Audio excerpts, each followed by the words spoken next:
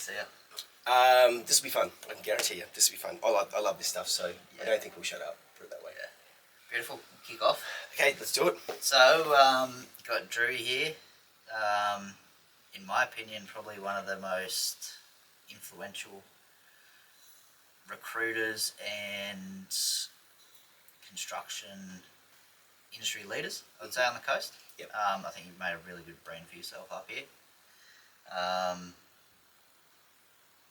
You've definitely provided value to us as a business, and I think there's a lot of people on the coast who respect you and have that same opinion. But I think kicking off, I'd love to know, number one, how you got here. Yep. Because I know I think you started off in recruitment, is that right? Kind of. More banking. So I started off in banking when I was young. At the age of 30, I went and did my masters. I was really good at sales, but I think I lacked the admin behind it. So I went and did my master's degree at QUT in Brisbane. At the same time, I went into business with an accountant, so I had an accounting firm, and that's where I really learnt the real deeper understanding of structuring and how to put everything together behind the business. I'm still friends with that accountant these days. We built that business up and went in different directions, and that's where my property journey started, around about 32, so sort of 14, 15 years ago, where I was doing structuring for self-managed super funds and structuring for builders and developers around their accounting and superannuation side of things. So it was all property. I sold that business after about 6 or 7 years and went into the marketing side for builders.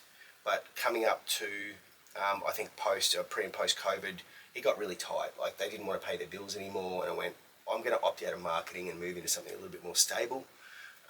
And that was the insurance side of things. So instead of marketing for houses, I was marketing for people. So that's how the recruitment side started. So I don't wake up and go, I'm Australia's best recruiter. I just had unique and different ways to find these people.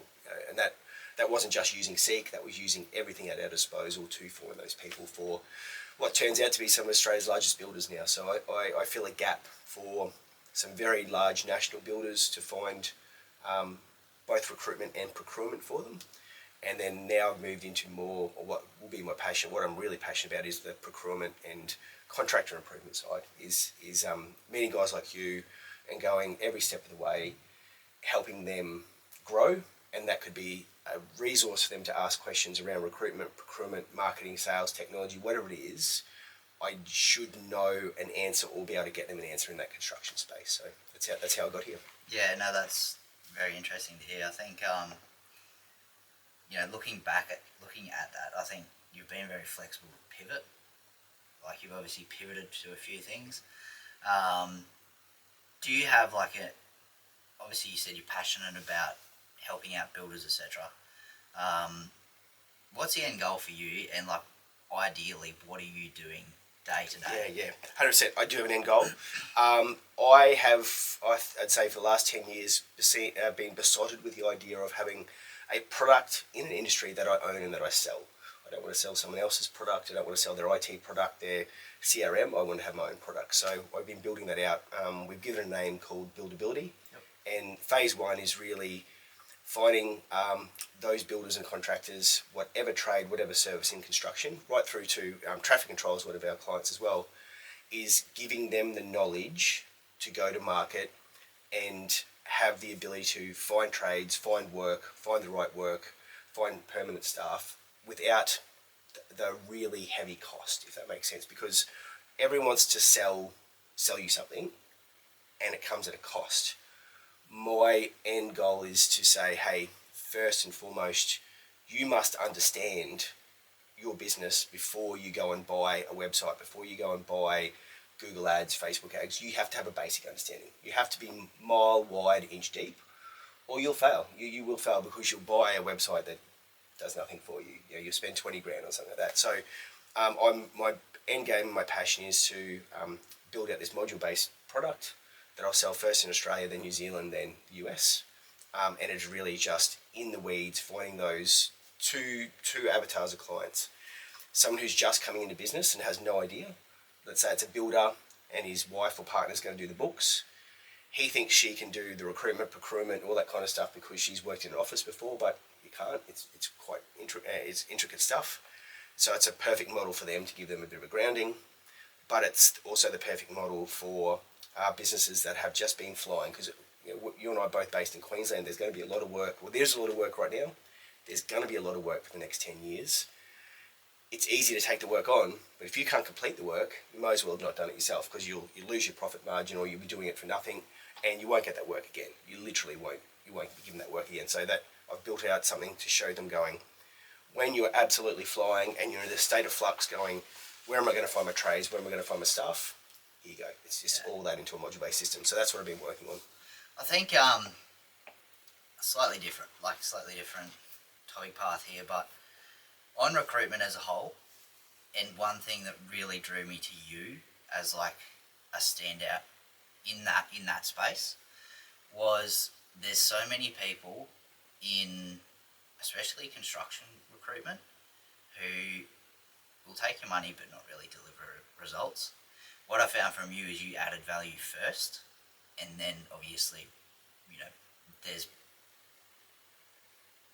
always going to be a financial, fee that comes with that. Yep.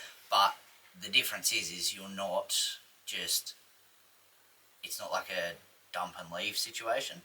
You've been, like, I know in our business, you've been with us, since we started. I knew you before that. And what I can see with you is you're always adding value. Yep. And you're not charging fucking 20 grand a phone call, Yep. I've been burnt so many times in our business where people are like, Yep.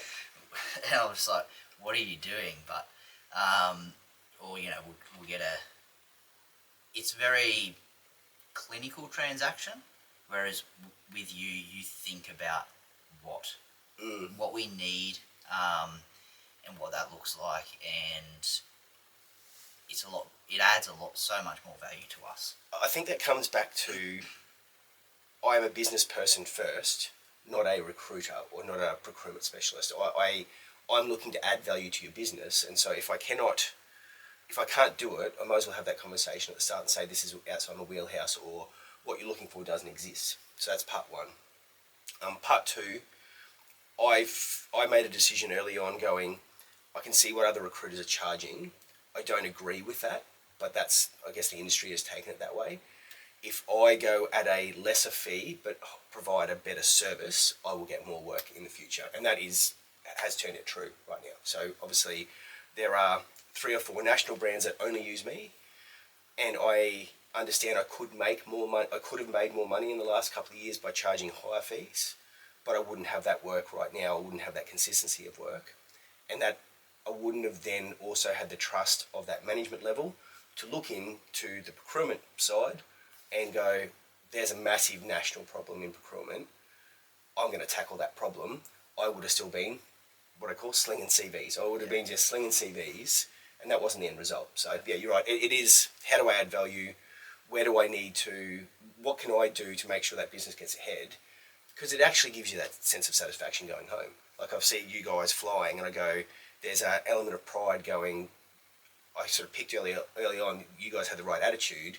If I provide a little bit extra, they're going to be flying, as opposed to, well, I'm not going to get out of bed unless you pay me this. Yeah. Where's it going to? It's not going to get anyone anyway. Yeah. I think it's especially important in construction. Relationships are absolutely everything.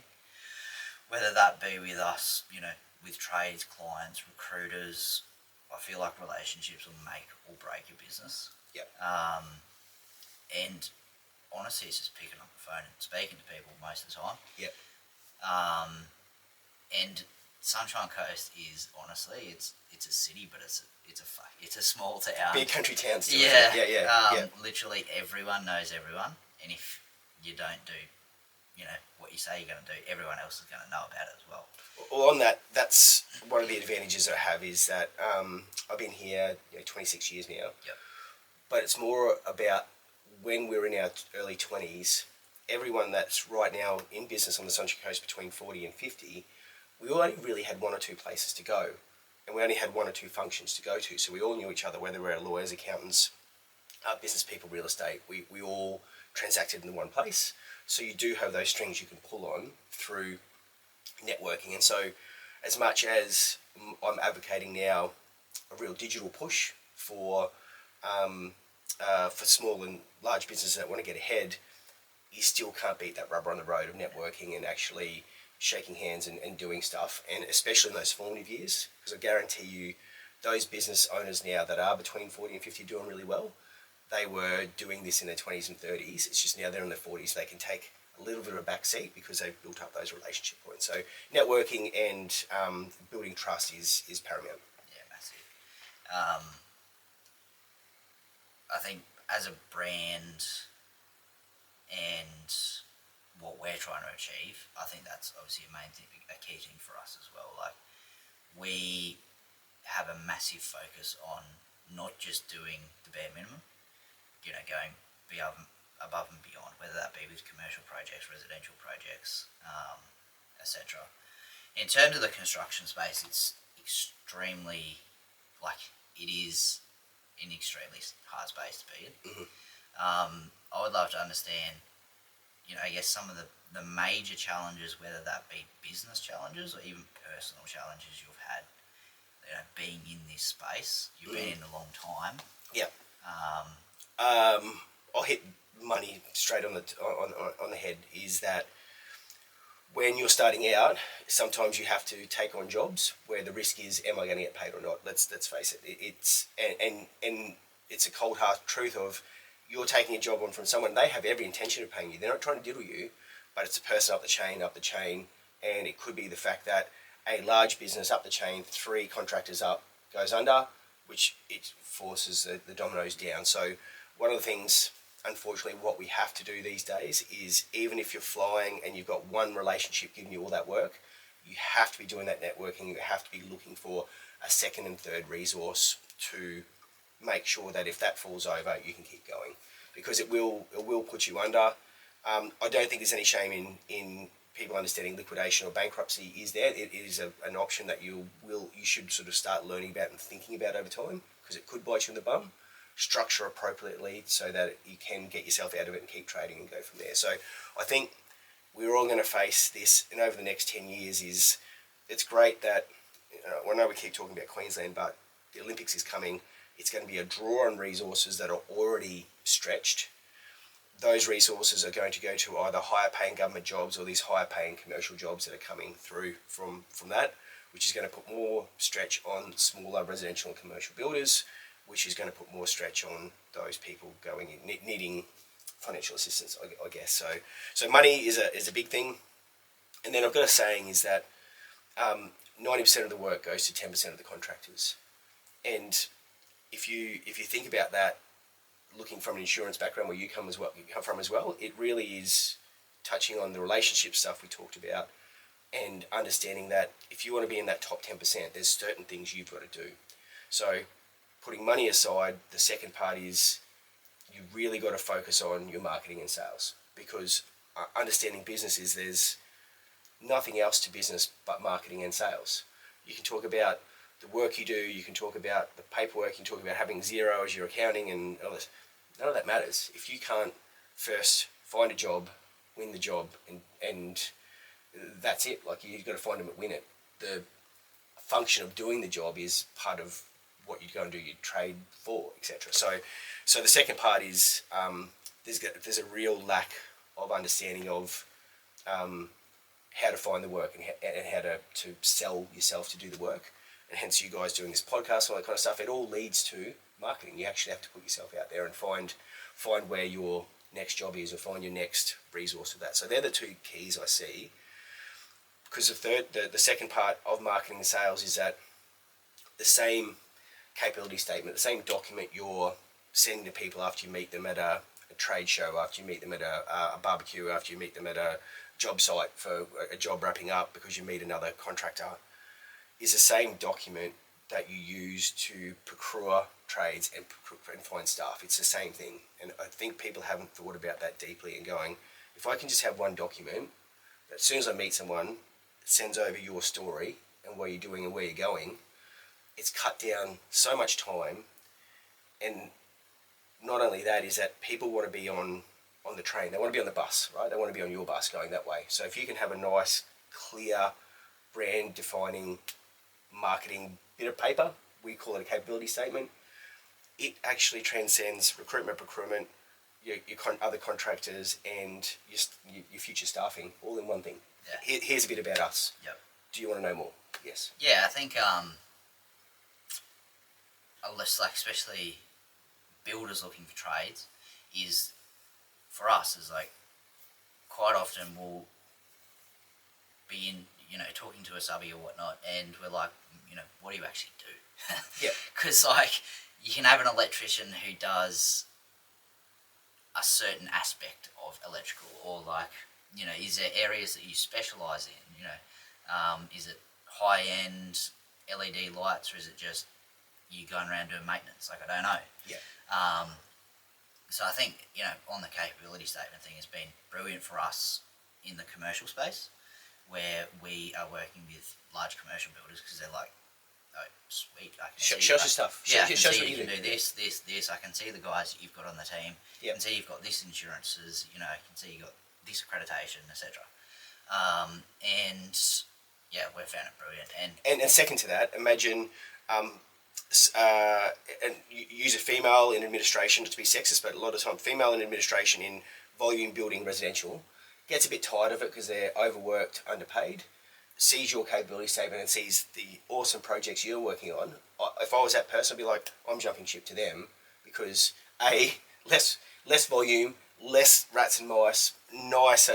You can drive around town and point and go, I did work on that. I did work on that. So the capability statement from a marketing and sales point of view is, I feel, crucial. And one of the underpinning things that we based on building out that builder building modules that we did is that I've got 2 national construction managers that will get an email from a trade, and if it hasn't got a capability statement, they will just go delete, because they go, why would we be giving these guys hundreds of thousands, millions of dollars worth of work if they can't even provide a document spelling out what they do in the language that means something to us? And that's the thing that you guys hit on the head, is that your document spells out in clear terms in language that means something to the end user, so they can pick it up and go, well, I'm going to choose these guys over the 10 guys that have probably been trying for a year to get through the door and haven't just sat back and taken a breath and gone, what am I missing? Why aren't I getting the work? And that's what's going to separate that 90-10 split.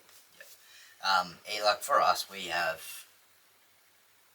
touching on relevance, like we have an insurance capability statement, we have a residential capability statement, we have a commercial capability statement. All look similar, but very different as well. Yeah. Because your insurance one will talk about BAU and event. Correct. Yeah. Business as usual event. And so if I'm the procurement manager at an insurance, they've done some BAU, they've done some event. If you put BAU in a commercial one, you'd be like, what is this? What is this? It doesn't make sense. So I didn't want to bring that up. I didn't want to get too technical, but yes, the next phase is having that. It's like someone going to your website and being able to drop down on your commercial, drop down your residential. It's the same as your capability statement. It's being able to make sure it's in front of the right people. I think going back to obviously marketing and sales, 2 things that I would say are highly crucial and I'm learning that are more crucial. Marketing and sales, because they're the lifeblood of your business. If you don't have them, you don't have business. Yep. And then number 2 is systems and processes. Yes. Yep. Like if you can do all the marketing and sales and get a huge amount of work. If you don't have the systems and processes, that's all going to come crumbling down. Yep. Because you're flying by the seat of your pants. Yep. Obviously, us being so new, only being 12 months, like I've put such an emphasis on standard practices. Yep. So whether that be for our project managers, this is what every Friday you send through a weekly update. Yep. Every Monday you're doing a toolbox. If you're doing a QA, this is the process to do it. And it even system and processes come into the marketing and sales as well. Yes, having a sales process. 100%. I'll let you can dive in on the nuts and bolts on the construction side on that. But from a marketing and sales point of view, here's two things that people don't think of, is that when a call or a lead or however a new business opportunity comes in, if you don't treat that new business opportunity the same way you treated the last 10, the last 20, and the last 100, immediately your data is corrupted. And what I mean by that is that if you don't know where the lead come from, if you don't act on it within the first 24 hours, if you don't have a standard callback time, if you don't have a set procedure of sending out the capability statement, if you don't have a follow-up process, you've just wasted that lead coming in, or you're thinking so small, and not begrudging anyone that just wants to be a contractor and get through their 52 weeks a year. We're talking about people that want to grow their business and get that top 10%. You have to think in systems and processes of that lead coming in. Then you can go back to your marketing and go, right, did that lead come in from the website? Did it come from face-to-face marketing? Did it come from a Facebook post or whatever it did? Then repeat that process at scale.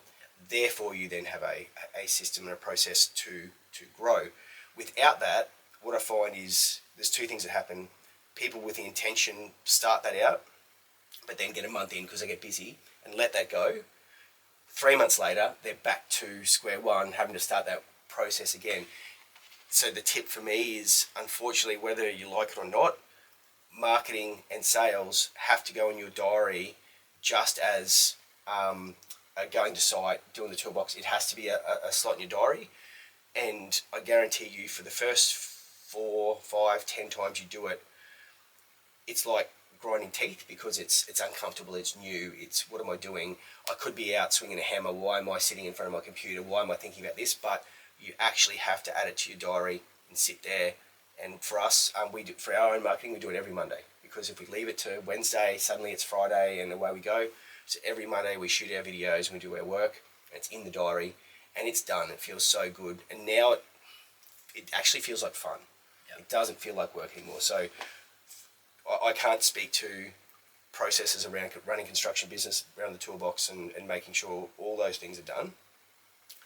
But I can speak to making sure that your marketing and sales initiatives are in diary. And unfortunately, you have to track it. Well, it's simply on a spreadsheet, on a bit of paper. I don't care how you track it. You must track it, because then you can look further afield and go, right, I know where my work's coming from, and I know that I'm converting, out of every 10 phone calls, I'm converting 3. So if I get 20 phone calls, I'll convert 6. If you don't have that information, you will fail. You just will fail. Yeah. Without data, you're doomed. Is my motto. Because it's the baseline that you set to understand how you can grow, where you're going wrong, what you're doing. On buildability, taking away the business side of it, I guess I want to understand more of a personal aspect for you. Like, you're building out a course that you're going to sell as a digital product. Is that for you personally to win back some time? 100%. 100%. I've realised now, I've got 2 kids, 9 and 12. Yep. Actually, there's 2 aspects to it. I've been doing what the course does one-on-one for really large builders, medium to large builders across Australia, and I enjoy it, but I have a drive to grow my business more, and I could really only get to about 10 clients doing it that way. So I see that as a risk. I don't see it as a benefit. I see it as a risk that out of those 10 clients, they pay me well and pay me handsomely. However, if there's an economic downturn or a little shift, or I lose 1 or 2 of those clients, suddenly I've gone from 10 to 8. And that's not all of my profit margin, but that's a big profit margin. Those last 2 or 3 clients is the profit margin for the month. And for me, that's too much of a risk. So there's a risk play at that. But secondly, it is about time. As I've gotten older, I really am, I scrutinise my time significantly by being a parent, by making sure I want to be the best dad I can be, and there's that part. But you and I both into fitness and all that kind of stuff. I think there's more to life than what I did, unfortunately, in my sort of age 30 to 40 is I ran a large business. I had 30 staff. My badge of honour was being the first in, last out, and I thought that was how a man should be running the business, hurrah, all that kind of stuff. But it was no good for my health, no good for my marriage, all those kind of things. So don't get too personal, but it just was not the way to transact and run that business that I want to do. I do want to be in a business where I really only have to do 20 to 30 hours a week. I want to make sure that school holiday times are off if I can, or be light on. And the reason for that is if we look at that December 15 to January 15 period, every hiring manager, every person that's making a business decision is usually off. Easter period, definitely for some reason, every hiring manager, every person is off. So if you want decisions, you want invoices paid, they're just not there. Middle of the year, no one really cares. September, they're usually having a break again. So it makes business sense to revolve around those quarters as well for us, which then comes back to time. So it gives us some planning ahead. And then secondly, I don't have a dream of being a digital nomad and working around Australia or working around the world. But I have just come back from Bali, and I've seen that with that 2-hour time difference, I could go there for a week or two and do some work as long as I have great internet. So that's the other part, is just having that flexibility to work from different places if I need to actually keep the business flowing. Because as a business owner, I'll share you this. When I had the big business, Hamilton Island's a special place for me. I love Hamilton Island. It's close to where I grew up in Mackay, so I used to go back to Hamilton Island every time I could. But let's say the revenue when I had the big business was about $50,000 a week. My head would go to, I'm off for a week. My holiday's costing me $50,000 plus $5,000 for cost. So my holiday is $55,000. I don't want that feeling anymore. So there's also a feeling element to, I want to be able to go away and not have this sinking gut feeling that my business isn't moving ahead in the pace I want, or be able to transact while I'm away. Because we all know now that I do most of my work over Zoom, as long as I at least have Starlink to make sure I've got great internet, I can work wherever I want. Yep. But that said, I have no dreams of being a digital nomad. I love where we live. I do love structure and routine. Yeah. So there's a couple of parts to it, but it is, you've hit the nail on the head. It's time, because it's not infinite. We only have a certain amount of time. Yeah. So one thing I'm really interested is, you're, from what I can see, an extremely driven person. I obviously resonate with that a lot. What is your key driver, or like, what is it? What's that fire in your belly like? Oh yeah. Yeah. I've always had it, and I didn't know how to channel it early on. I didn't know what it was, and I can't explain it. It's just there, all right? But there's pros and cons to it. So the con side was, I was so driven in my 30s that I couldn't see the forest for the trees. I was just grow. Sat back, got sat on my ass a little bit. Actually, when I sold the business, it didn't go well. So building back up, the drive has been twofold: is to acknowledge it's there, but give some time and space to let it evolve a little bit slower and organically, than push too hard. So we talk about the buildability of the modules I've been doing. I've been working on that for 2 years, and it's basically ready to launch. A younger Drew would have pushed that in a year, but over the last year, the doors that have opened and the problems that I've seen by those doors opening, which I've then been able to incorporate in the modules, has been so much more beneficial. So my audience is so much bigger. The audience is warm and ready for the modules. So there's an element of being at peace with understanding there's drive, but understanding time is also important. So it's this ebb and pull of that. So yeah, I can't explain where it comes from. It's just something that's inside, and I love learning and talking to other business people as well. So that's the other thing, is just stories about what they did in business and that one thing that got them here, or the 10 things that got them there. It's so good. So that's just been a natural drive. I knew it from an early age, from about 23 or 24, and the catalyst was I was a tradie as well, so I was a welder. But I went to uni. I went, I know about standing in a hot shed all day, getting welding slag all over me. So I went to uni, and I fell into the Commonwealth Bank. I literally fell into the Commonwealth Bank, and people don't realise how big a sales training machine the banks are. So at 23, and I'm 47 this year, so quite a while ago, I fell into the bank, and I just got thrust into this sales world, which I loved. It was fast. It was rewarding financially. The more you sold, the more you got paid. I was like, well, this is great. I can either go back and be in a hot shed and know that I'm only working for this much per hour, or I can go and sell more and earn more. So I think that was what really fired me up is or I had it in me already. I just needed to channel it somewhere, and the sales and sales training pushed me that way. And then you can't unlearn it. You once you've seen it, you can't unlearn it. So it's always been that driver for me. It's interesting you say that. I think one thing for me is, I've obviously worked for a lot of other people in their businesses, and you can put in a huge amount of effort, but you still get the same end result. Yep. Going out doing your own thing, the amount of effort that you put in is the amount of result that you get out the other end. Yep. Which is massive for me. On the other side of that, though, one thing I'm still learning is working 14, 16-hour days. You know what? It's probably not. Yep. There's a threshold that you get to where you're like, rather than being productive, you're actually just wasting time. Yep. I wholeheartedly agree. There are going to be days and times you need to do the 14 and 16, but sometimes then I feel you need to reward yourself and go, well, I'm going to do 2 hours tomorrow. We're at the stage now where we try not to work Fridays. Now, when I say we try not to, we literally try not to. Yep. Fortunately, for the last 6 weeks, we definitely have worked Fridays and nearly a whole day because we have been busy.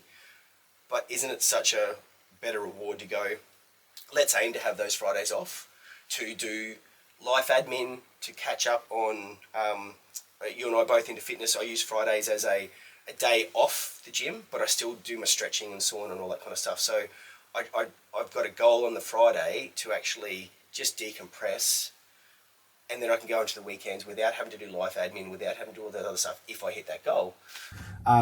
So I think that acknowledging that there's going to be times you need to do the 14, 16 hours, but give yourself a reward system for doing that. Now, yes, most people's reward system has been financial, but there's only so much financial reward you can keep taking in before you burn out. And so one of the things for me is in those 30s, I probably lost my health and fitness, and I've got that back over the last few years. That's just my side. That's my reward now, is actually finding time to do my health and fitness, because that makes me happy. Yeah. The group fitness stuff just puts a big smile on my face, but the individual stuff, fitness stuff, makes me happy as well. So you just got to find that medium. And not to say that when you're younger, doing those 12, 14-hour days for 3 years in a row, as long as there's a goal, as long as there's an end goal, as long as there's a reason you're doing it, because you might need to do that to buy your house, you might need to do that to do something else. So just sit back and go, is there a smarter way to do it? Kind of leads us into, in your manual trade, you can't use AI to lay a pipe. You can't use AI to throw a brick up. You can't. Who knows, yeah. However, understanding AI, understanding practices at home, and once again, this is for someone who wants to grow their business, to save you time later on, so you can throw more bricks up, you can lay more pipe. So there's an element that we've got to there, which is actually being a bit smarter with your systems and processes and time to buy your time back. I think, I've been critically analysing my time, and I've actually got this app which shows me, breaks down my day and tracks me whether I'm focused, productive, or whether I'm just doing menial tasks. Yep. And I found that so good, simply refocusing onto value add tasks for myself. I think back on the fitness thing, I've obviously found it extremely helpful. Yep. Less from a physical side than a mental health side, to be honest. Yep. It's a place where if I've had a shit day, I can go to the gym and just lift weights for an hour. Yep. I come home and I'm my brain's clocked out. I'm physically tired, but also mentally refreshed. Yep. Has that been, obviously you said you've come back into that fitness space over the past little while. Yep. How have you found that beneficial, not only physically, but in a mental sense and keeping you going, really? Mental sense, there's a real thing that we found is that by me working from home and working from the laptop, and I have consistency, so two things. I sort of block out 9 till 12 and 2 to 4 every day. They're my productivity times, because I know that that's when I can get hold of people. That's when I get most of my work done. We block out 2 hours over lunch. Doesn't mean I get 2 hours, but I just block it out of my calendar so that no one can sneak in, right? Yep. So I'll still take phone calls, whatever I need to do. But I do some group fitness and I do some of my own fitness. Now the group fitness is where I get my people interaction for the day. So I'll get in there, see people, talk to people. They're the same people I've been with for 3 years. It's a high performance gym. There's some crazy fit people, and you just get brought along with their endorphins, right? So I get my people interaction. So we noticed I had a knee injury in November. I took a couple of weeks off. By the 4th day, I was moping around the house because I worked from home and I didn't have that people interaction. Yeah. So I really hammered home to me in November going, some of us just need to be around people for some part of the day. I only have a little tolerance, but just some part of the day. And then the other part is, I think, just looking good and feeling good. When I was probably this fit, I was in London. I was a young kid in London, and I mightn't have been the smartest guy in the room, but by God, I had the best fitting suit. I looked good and I felt good. So it just meant I could fake it till I make it a little bit more, rather than being what I would call, overweight and chonky and trying to hide myself in clothes. I felt good, and it's so funny. My managers wanted to take me places because I looked good and had this big personality. So I think a lot comes back to fitness and health. And fortunately, I just feel like culture's going that way these days. There is a real drive to be fitter and healthier in whatever version you want. I don't want to be an Ironman. I don't want to be doing fitness races to a certain degree. I'm too old for that. But it helps to be around those people, because their drive is infectious, I guess. Their drive to do well is infectious. So I think being around people like that is pretty awesome. That then, going back to the kids as well, really pushes. My kids see a parent that's fit and healthy around other parents that are fit and healthy. They play sport, I'm interacting in their sport. The other parents see me as fit and healthy by helping coaching. It just has all these other side benefits as well. Yeah, it's massive. It's as terrible as it sounds, but fitness is one of those things that you do bring with you everywhere. Yeah. People can tell, and I think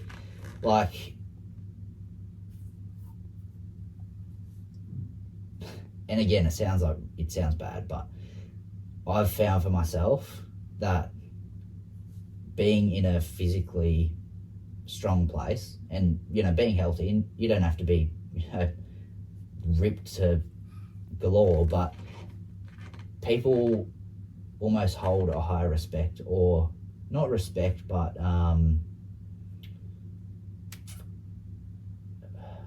don't really know how to say it. Yeah. I'm thinking of the word, but it shows dedicate. If someone can see you look after yourself, they know there's a dedication or a mindset to add that into your life, because everyone realizes everyone's busy. Yep. And everyone's got the same amount of hours in the day. Yep. Yeah. One of my friends around the corner, she runs a business, and she understands that by running the business and having 3 kids, but 2 young kids at home, she has to get up at 4 o'clock every day. Yeah. Because she needs that time, and whether she goes to bed at 8, 9, 10 or 11, she's still in most days got to get up at 4 o'clock because she needs that extra hour or 2 in the day. So I think we all have to understand that we all have the same hours. It's just how you choose to use them. Yep. Yeah. What does your day look like day to day? Day to day, pretty simple. I'm a 5 o'clock getter-upper. I don't jump out of bed. I sort of just take my time, 10 or 15 minutes just to gather my thoughts. I have the same breakfast. I have crumpets with honey. I go to the gym at 6 or 6:30 every day. Weekends, 6 o'clock on a Sunday, 7 o'clock on a Sunday. Fridays I try and give them a day off. If I have the kids with me, it's a process of getting them out the door for school. I have a hard bounce, like 9 o'clock on Zoom. We use on Slack. Sometimes one of us is running 5 minutes late, but our day starts at 9. Now my day has started at 8. There's texts and calls coming in, but with my team, it's 9, and we do 9 till 12, and we do it. We just go hard like the clappers for that time, because everything's come in overnight, and we get that out the door. We have a break for a couple of hours, regroup, and then it's just my team. Well, it's only me and Sean in the afternoon, and then we go, right, what have we got to achieve by 5 o'clock? So we regroup at 2. early in the week, I'm a big advocate of doing, as we talked about, doing the big days. Mondays and Tuesdays, I leave myself wide open to work till 7 p.m. And I know that sounds crazy to some people, but hear me out.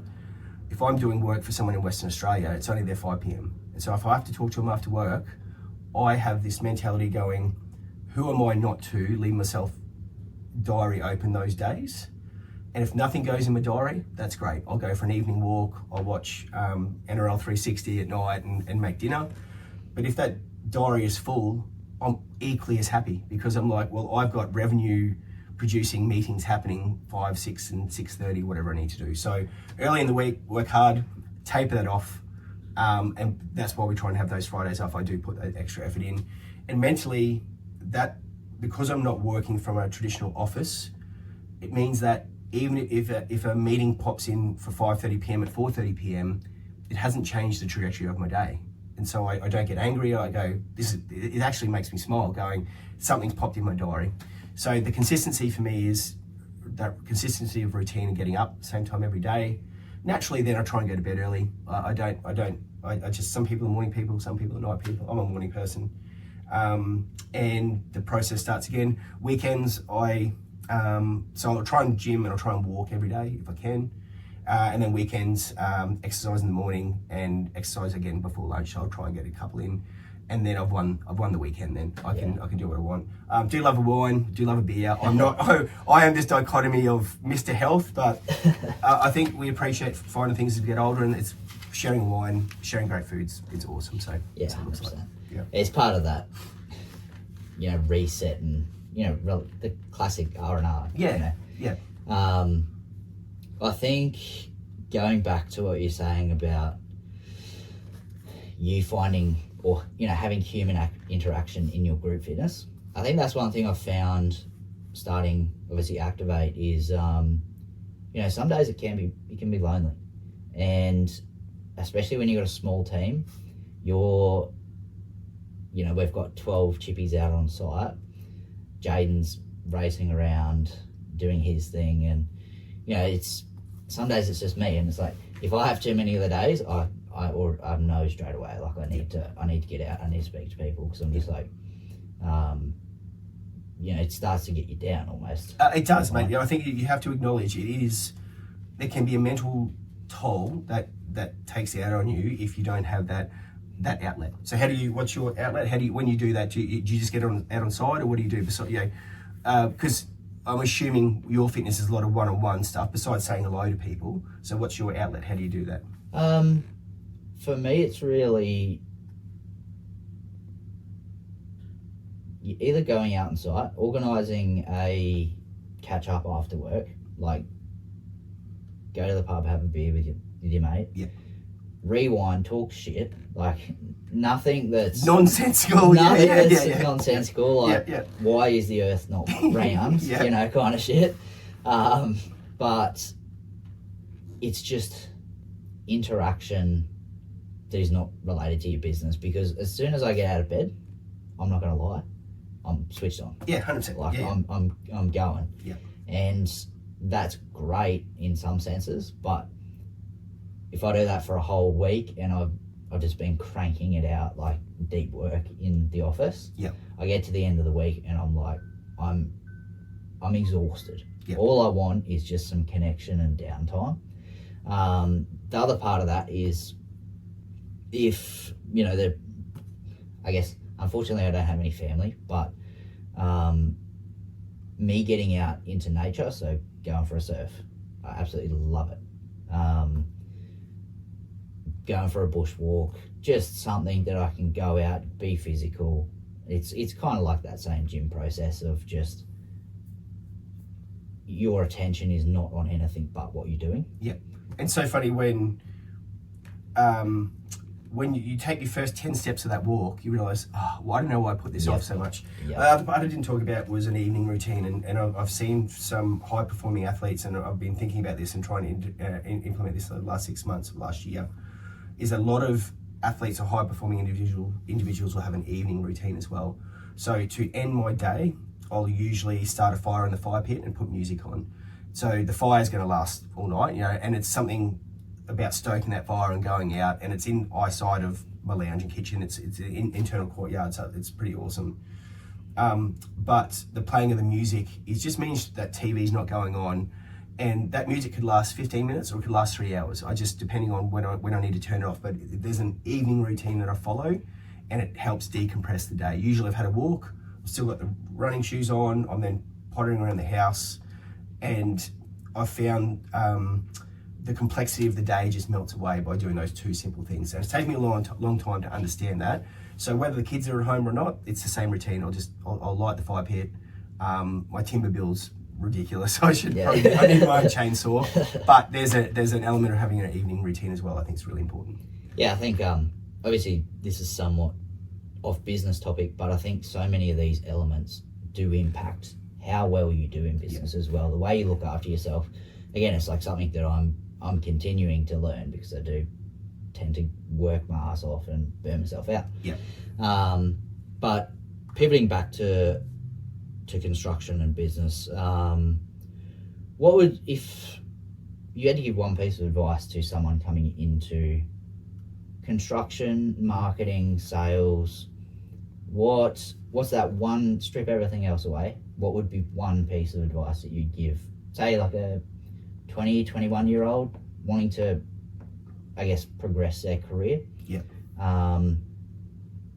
What would be that one? I like this one because it can transcend a lot of things, because we could probably have 5 sayings there, but customers will do what they think is normal. And what I mean by that is that don't get hung up on what other people are doing. Be confident on your pricing, your service, be direct with it, and that customer will either choose you or not. So don't go around copying other people. Sorry, you need to copy other people and learn from other people, but set your own standards, set your own the way you want to do something. Because at the end of the day, let's say you're quoting on building a deck. The end result is the deck. But there's 10 different quotes going to come 10 different ways and 10 different prices. Be confident in your pricing. Are you going in at the least price, the highest price? Why are you going at the highest price? So secondly, if you do something so different to your competitors, that's okay, because those customers that appreciate your difference will find you. So just as an overarching thing, just go, customers will do what they think is normal. So don't be afraid to put quotes in front of them fast and early. Don't be afraid to say, tell them why you do different things, your capability statement, explain it out, and you will find your end customer. Yeah. I think for me, there is so many things, but speed kills. Just time kills all deals. Being proactive with communication, sticking to the timelines that you set. Honestly, if we, as a business, we found if we address issues right then and there, it's no longer an issue. Yeah.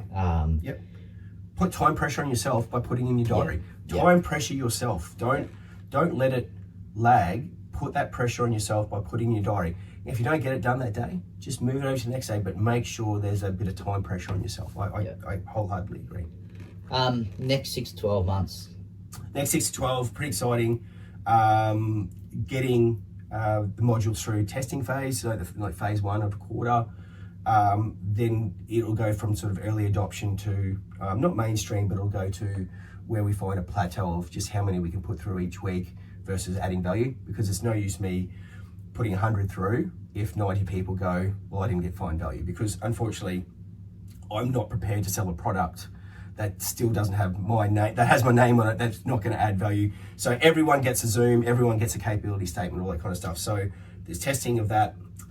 Truly, hopefully that ratio of recruitment, procurement, and the buildability product sort of ebb and flow to where it's more that buildability. And then from there, that hits us to early next year.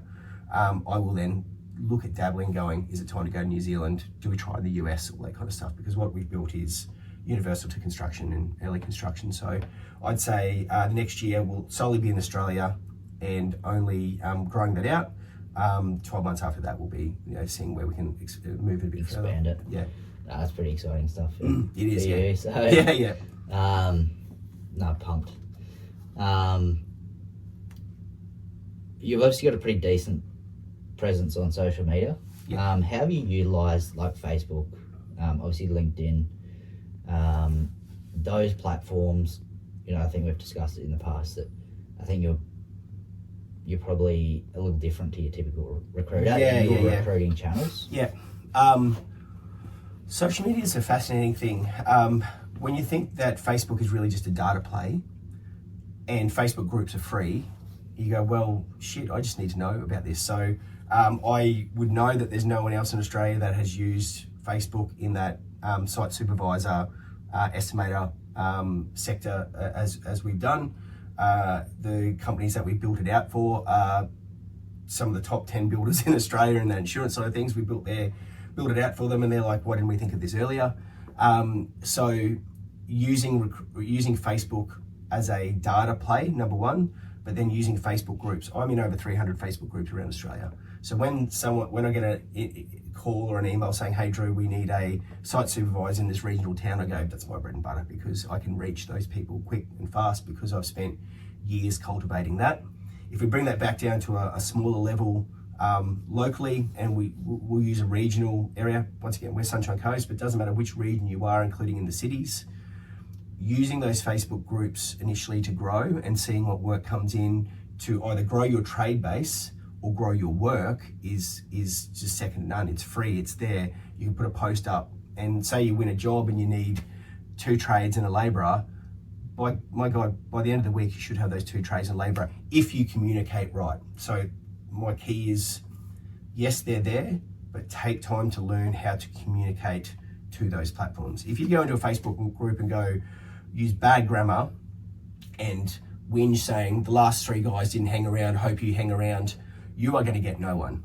If you go in and take your time and even use ChatGPT to write it out if you're not good with your grammar, and then post in there and post professionally, you will fill those spots. It will take you time, but you fill those spots. So using social media is great. And LinkedIn, I have made some of my best hires I've ever done by actually just putting it up on LinkedIn. You know, everyone had tried Seek and Facebook, whatever, but I went, you know what, I'm just going to run it on LinkedIn for a bit, and it works. So one of our things is that KOTD, we've kissed on the dick, right? So we feel that if you hustle and hustle and hustle, you'll get what you want. And it's every time we've hustled, we've got what we want. And that's the thing, is that when you own your business and you want to succeed and add value, you just hustle and hustle and hustle, and you get there and you get kissed on the dick. You just literally it falls your way. And surprise, it's only because you've really, really put the effort in. Yeah. No, I find that's definitely something that's been, I guess, eye-opening, to be honest. Is I will put a huge amount of effort in, expecting one result, and then out of the fucking woodwork, will be like, because you put the effort in, something's noticed, or you've just sent one email, you've just sent one text, you've made one phone call, a massive opportunity from the right-hand side comes and slaps you in the face, and you're like, fuck yes. Because the other thing you think about is that person you're communicating with, you don't know where they're going to end up. They could end up 2 hop, skips and jumps away, and then you get a phone call, and it happens nearly, luckily now, it happens nearly weekly. Hey Drew, I haven't spoken to you a year, I'm over here now, you did such good work there, can you do it for us? I'm like, yes I can. Yeah, and that makes it feel good. And so you realise that, what you're doing today just means a lot to 12 months, 24 months down the track, because you don't know where people are going to end up. Any final words? Final words.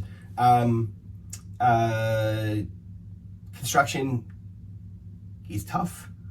And these are only, once again, these are words for those people that want to be that top 10%, okay? Like your high performers is, number one, have marketing and sales in your diary, right? So have marketing in your diary, but treat sales like you would treat your weekly process on site, and it will take time, but you will get there. And have that marketing mindset in your diary, and just start on one channel. I'm not saying be everything to everyone. Your one channel might be writing a blog because you don't like the sound of your voice.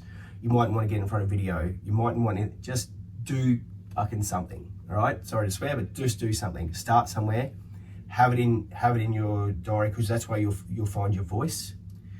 You'll be surprised by, like, often when I go for my walk, I'll just have the audio notes out and I'll just talk, and I'll then get ChatGPT to turn those into notes, and I'm either turning that into a blog or go, Sean, you wouldn't believe what came out of my mouth when I'm walking. That's the title for our new thing. So I think, number one, if you really want to get ahead, you have to make it part of your diary. And number two, like we talked about from a sales point of view, track and measure those sales and treat every lead that comes in exactly the same, so that you can look back 1 month, 6 months, 12 months later and go, all right, I've got to every lead within 24 hours. I did it. You then have a pattern and you can grow off that pattern. And without that, I just feel that you're absolutely ad hoc. And there's nothing wrong with that if you want to be ad hoc and if you want to be mid-tier. But if you really want to excel, that's what people that are getting ahead do. And they do it unconsciously because they've seen someone else do it and they've worked for someone else who did it. And it's so surprising when I see a top performing team and the leader has these certain amount of expectations because he does it. It's amazing to see how far ahead those people get by working under that leader that just has these expectations of themselves to get ahead, and it just rubs off at everyone. So they're the two things that I think that lead to everything else that we talked about, which is financially, make sure you have multiple streams coming in, those kind of things. Take time for yourself. Work out that it's not right to work 12 hours a day, 6 days a week. There's a better way to do it. So reward yourself, whether that's a day off, whether that's understanding you need time in the morning or time in the evening or time at lunch. Take time at lunch. Plenty of people go for a swim at lunch or go for a dip in the ocean. Work out where your time is. Put all that together, and just remember, be kind to yourself, because it just doesn't happen overnight. It just takes time. Yeah, so success is definitely contagious, but at the end of the day, like, we're only here for a limited time. Yeah. So also enjoy life. Yeah. No, I appreciate you coming on. You've got a huge amount of insight. Thanks, Drew, and hopefully we'll catch up again sometime. Done. Cheers. Nice one.